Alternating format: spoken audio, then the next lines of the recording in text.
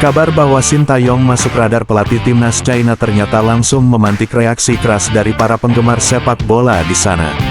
Alih-alih disambut antusias, mayoritas netizen Tiongkok justru terang-terangan menolak kedatangannya.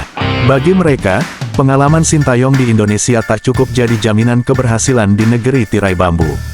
Banyak yang menilai gaya kepemimpinannya tidak cocok dengan kultur sepak bola China. Bahkan tak sedikit yang menyindir federasi mereka sendiri karena dianggap selalu mencari jalan pintas lewat pelatih asing. Inilah komentar-komentar netizen China yang cukup pedas dan belak-belakan soal kemungkinan hadirnya Sintayong ke timnas mereka.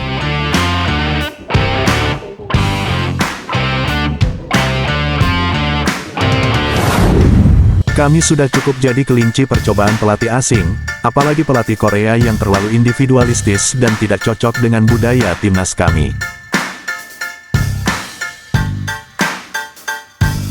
Sepak bola Tiongkok bukan cuma soal taktik, tapi soal sistem. Mengambil pelatih Korea hanya menyelesaikan masalah di permukaan saja. Jujur, saya tidak menyangkal Sintayong berhasil di Indonesia, tapi itu Indonesia, bukan China. Strateginya belum tentu cocok dengan tim kami. Pelatih Korea sering membawa gaya manajemen otoriter. Di China, ini bisa menimbulkan resistensi, terutama di level tim nasional.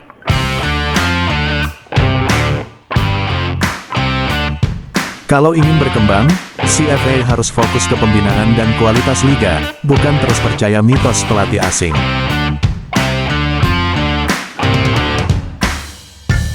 Kami bukan anti asing, tapi sudah terlalu sering dikecewakan. Kami tidak mau terus dibohongi. Beberapa bilang dia punya disiplin tinggi, tapi untuk pemain China, itu bisa terasa menekan, bukan memotivasi.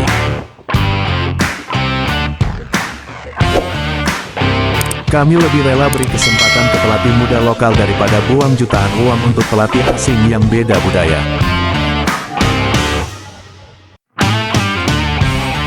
Pelatih yang bahkan tak bisa bahasa Mandarin, bagaimana bisa pahami psikologi pemain kami? Bahasa dan budaya itu penghalang besar. Jangan lupakan performanya di Piala Dunia 2018. Dia memang bagus di Asia Tenggara, tapi target kami level dunia, dan dia belum pantas.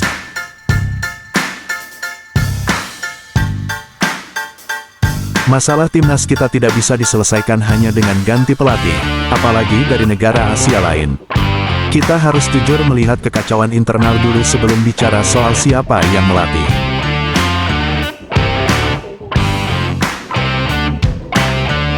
Sintayong sudah lewat masa jayanya di Korea, dan bisa sukses di Indonesia karena ekspektasi di sana tidak setinggi di sini. Kalau di China, tekanannya bakal jauh lebih besar.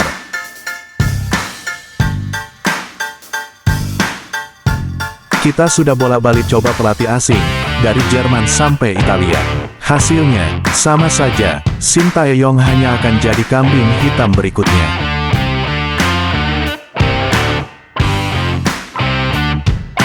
Pelatih Korea memang berpengalaman, tapi karakternya terlalu keras. Di China, gaya begitu bisa gagal total. Kami butuh pelatih yang bisa jadi mentor, bukan diktator.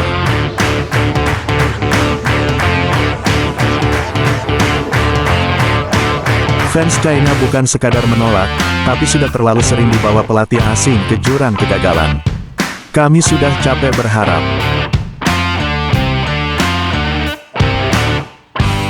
Saya rasa rumor ini hanya manuver federasi untuk alihkan perhatian dari kegagalan sistem liga dan akademi.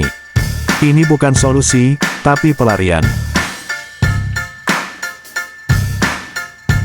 Mau ngatur taktik pakai penerjemah. Ritme permainan bisa kacau. Ini bukan e-sports, ini sepak bola nyata.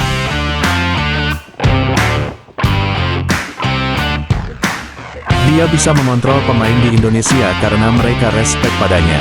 Tapi pemain timnas kita, pelatih lokal aja sering diabaikan.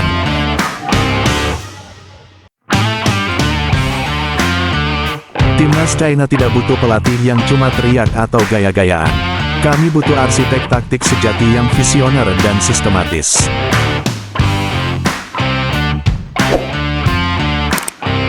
Kami tidak meragukan kemampuannya, tapi mempertanyakan logika di balik keputusan ini. Kenapa selama bertahun-tahun ganti pelatih tetap gagal?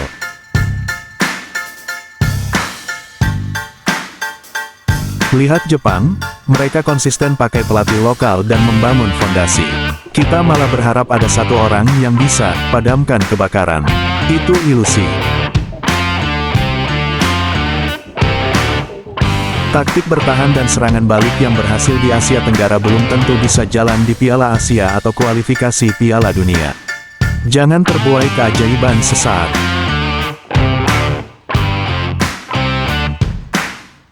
Lebih baik 5 tahun bangun pelatih lokal daripada 2 tahun sekali buang uang untuk orang baru lalu mulai dari nol lagi.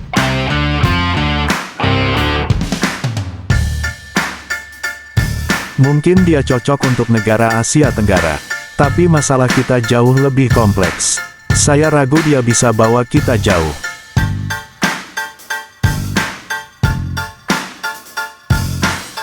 Jujur saja, kalau kita sendiri tidak bisa jujur melihat kekacauan sendiri, sebaik apapun pelatih hanya jadi penutup malu.